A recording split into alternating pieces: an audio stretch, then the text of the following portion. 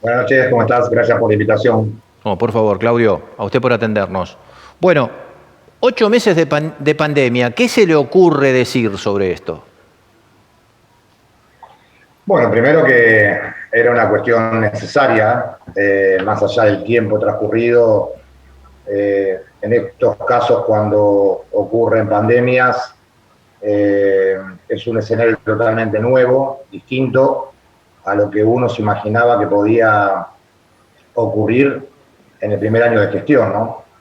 Y bueno, sí, fueron momentos duros porque no había mucho conocimiento del comportamiento del virus, porque había una situación social y económica y financiera que no veníamos bien en los últimos 4 años, con lo cual no nos agarró bien parado en lo financiero a nivel nacional.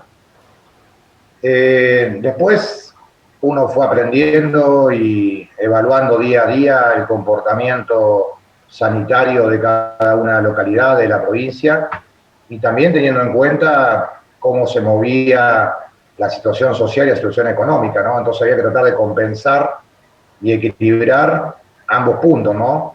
Cuidar que la gente no se infecte o se infecte la menor cantidad de gente posible y tratar de convivir con este virus y con un funcionamiento de una ciudad que es netamente de carácter comercial y productiva como la ciudad de Cipolletti.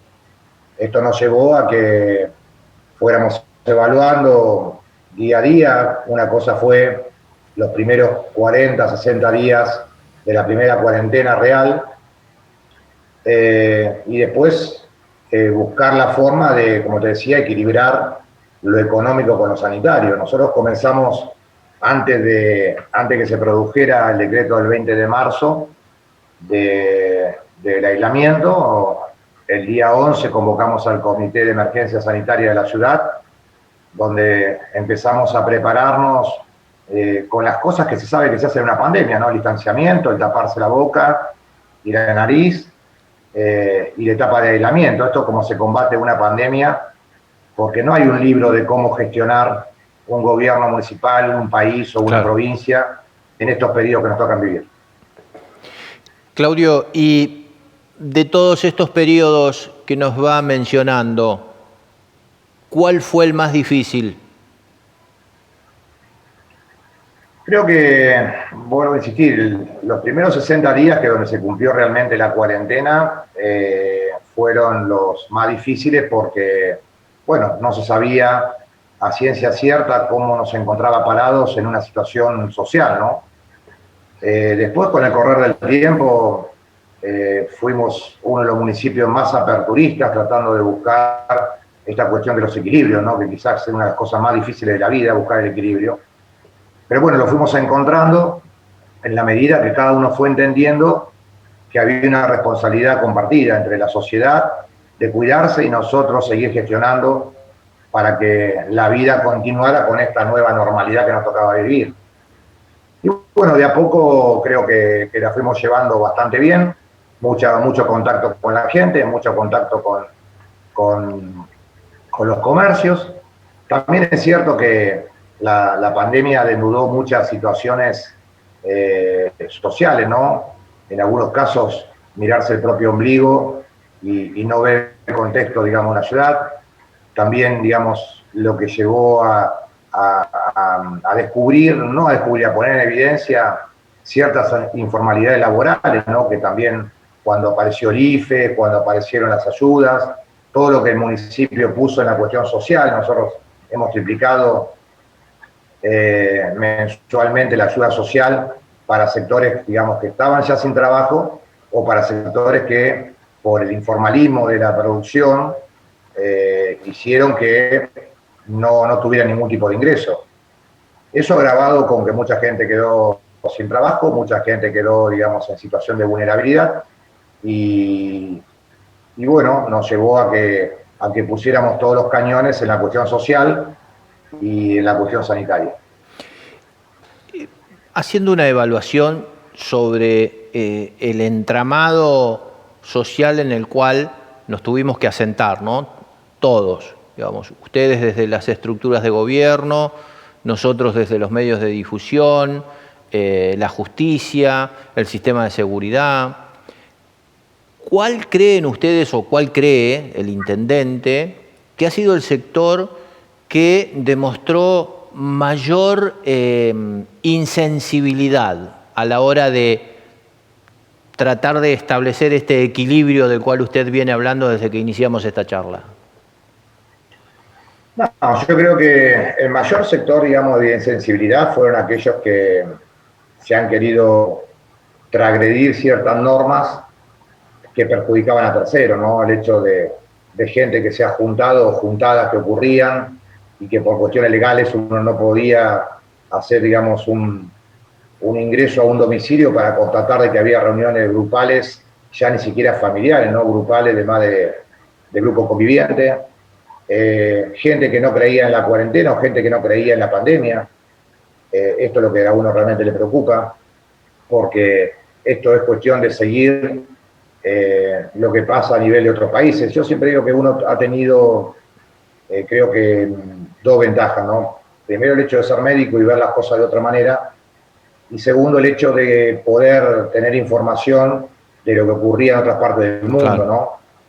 Entonces, pensar que esto a nosotros no nos iba a pasar o que nos iba a pasar en menos, era un poco no entender lo que sucedía en otros países, ¿no? Y de hecho está la prueba hoy, que más allá que estemos mejorando en cuanto a la cantidad de contagios y si bien tenemos una meseta alta de contagios, pero un poco más estabilizada, que creo que seguramente va a empezar a bajar en pocos días, pero también es cierto lo que pasa en otros países del mundo donde hoy, digamos, cierran mucho más las ciudades por un segundo rebrote. Entonces, todas estas cosas hay que mirarlas, hay que saberlas interpretar, hay que leerlas y tratar de que, bueno, el cuidado y ya, digamos, la precaución y los controles no lo ejerce, digamos, el Estado.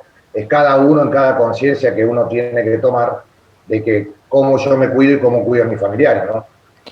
Di Tella, en estos 8 meses nosotros hemos sido testigos de marchas y contramarchas en el seno del gobierno de la provincia de Río Negro en la relación con distintos intendentes, y en varias oportunidades ha sido usted el que ha planteado algunos matices, algunas diferencias en las medidas que se estaban tomando, ¿no?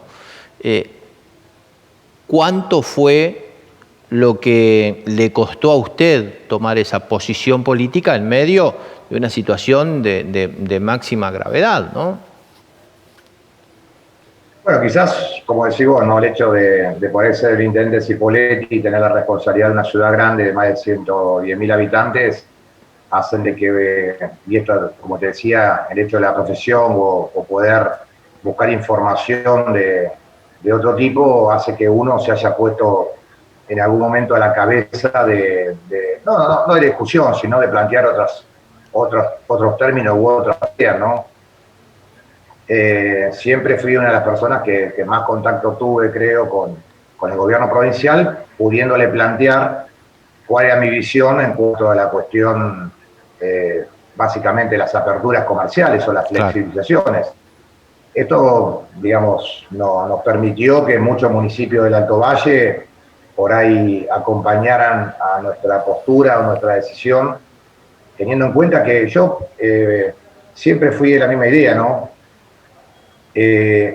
Con este virus hay que convivir y no encerrarnos. Hoy por hoy uno trata de que, por ejemplo, conseguir más aperturas, como hemos hecho a partir del día de hoy en la ciudad de Cipolletti, y el hecho de que soy optimista de que probablemente dentro de 15, 20 días estemos mucho mejor que lo que estamos ahora, hace de que muchos municipios acompañen o pregunten o lo consulten sobre la opinión de uno con respecto del comportamiento de una ciudad en momentos de pandemia. Nadie tiene un libro, nadie asumió el día que asumió, ni el más pesimista pensó que iba a gobernar con una pandemia, pero es lo que nos toca y lo que tenemos que adaptarnos. Vuelvo a insistir, he tenido mucho contacto con los comerciantes, mucho contacto con con la gente de instituciones o distintos estratos sociales, y esto de escuchar permite a uno, siempre digo, cuando uno escucha y tiene información, es más fácil la toma de decisiones.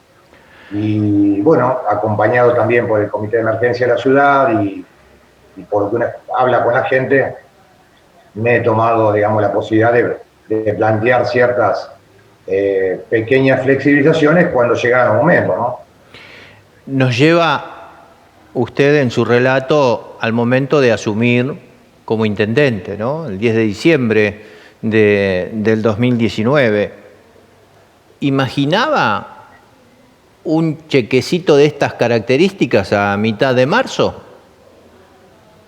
No, yo creo, te decía recién, que ni el más pesimista de cualquiera de las personas que asumió el de diciembre podía imaginarse un escenario de esto. Uno cuando asume un desafío de una intendencia, una gobernación, una presidencia, lo hace siempre de un espíritu de cambio de aire, de renovación, de plasmar las ideas y los proyectos que los llevaron, digamos, a ganar una elección. Nunca nadie podía imaginar una catástrofe como esta. Calculá que en algún momento saqué la cuenta, hoy ya mucho no me acuerdo, pero en algún momento, cuando nosotros asumimos el 10 de diciembre, cuando todos asumimos el 10 de diciembre, entre feriado de Nochebuena, Navidad y Año Nuevo, receso administrativo, feriado de carnavales, al 20 de marzo llegamos con 35 días hábiles de gestión municipal. Claro. Y nos encontramos con semejante problema. Pero bueno, a ver, uno está para asumir los desafíos y hay que ponerle el pecho a la bala, como quien dice, y bueno, encarar el problema. Hemos tenido, obviamente, marchas, contramarchas, toma de decisiones y poder tener que retractarnos, y uno no se avergüenza, digamos, de tener que reconocerlo, porque fue todo un proceso tan dinámico, en los cuales ni siquiera hubo fines de semana de descanso, ni hubo feriados largos, ni nada. Fueron 10 meses, digamos, de estar todos los días pendiente del teléfono, escuchar y tratar de resolverlo. ¿Cómo están hoy en Chipoleti, Claudio? Bueno, creo que bien, más allá, siempre digo que no hay que ver solamente los números, ¿no? Nosotros hoy estamos con 1000 casos activos, 300 por contactos estrechos, con muchas altas, digamos, programadas para estos días. Y vuelvo a insistir, esto hay que verlo no como una ciudad, sino como una gran metrópoli, ¿no? No solamente Neuquén, Plotier, Centenario, sino General Roca, Regina, Allen, ¿no? Y Cinco Saltos. Nosotros tenemos que pensar siempre que vivimos en un gran conglomerado de aproximadamente 1 millón de habitantes, entre Plotier hasta Villa Regina.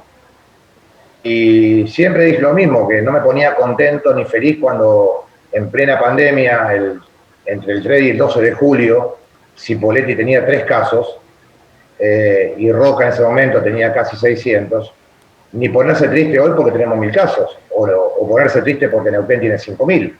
Esto sabíamos que iba a pasar, es una gran mancha de aceite que empezó en Cava y se empezó a desparramar por todo el país, provincias que no tuvieron ningún caso y de golpe tuvieron grandes brotes.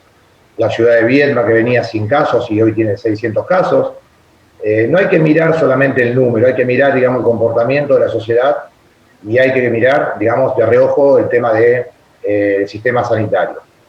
Que en nuestras provincias, tanto en Neuquén como en Río Negro, tenemos sistemas centralizados de salud, ¿no? Donde en el caso de Río Negro, al ser una provincia más amplia en cuanto a dimensión, tiene 4 o 5 centros poblacionales con hospitales de mayor complejidad, y Neuquén, digamos, también entre Neuquén, Utralcó, Zapala, también, digamos, tiene los centros de mayor concentración. Pero acá hay un dato importante. En los manuales de medicina de la OMS,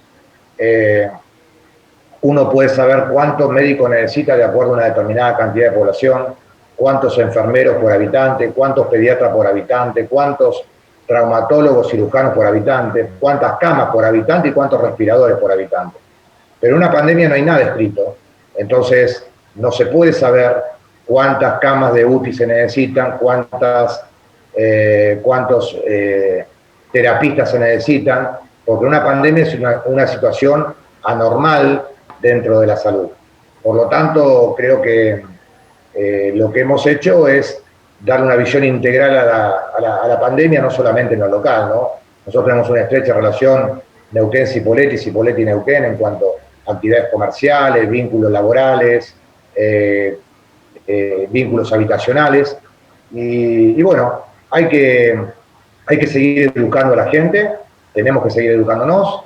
El barbijo y el distanciamiento vino para quedarse, por lo menos hasta que haya una vacuna que demuestre la eficacia y la eficiencia que requiere una inmunización de ese tipo. Lo mismo pasó, fue la gripe A en el año 2009, donde se tuvo que esperar casi 1 año y medio para que saliera la vacuna. Así que bueno, esto hay que seguirse cuidando, hay que seguir manteniendo ciertos recaudos, pero también hay que convivir con el virus y tratar de no infectarse. Claudio, tenemos, al menos en lo que es la actividad comercial, ¿tenemos cambiado el uso horario entre chipoleños y neuquinos? No, puede haber alguna diferencia. A ver, Cipolletti cierra la actividad de bares, confiterías y restaurantes a las 24 y Neuquén cierra a 23:30. No hay una gran diferencia. La única diferencia sustancial es que la restricción vehicular los sábados y domingos en Neuquén, cuando en Cipolletti lo que tenemos es una apertura, digamos, de las actividades deportivas los días domingos y el cierre de las actividades esenciales a las 3 de la tarde. No hay grandes variaciones. El tema es circular con el documento en Neuquén y sin el documento en Cipolletti, pero no hay grandes variaciones importantes. Intendente, muchísimas gracias. Que tenga una buena semana. Bueno, muchísimas gracias a ustedes, buenas noches y gracias por la convocatoria. Adiós, que siga bien.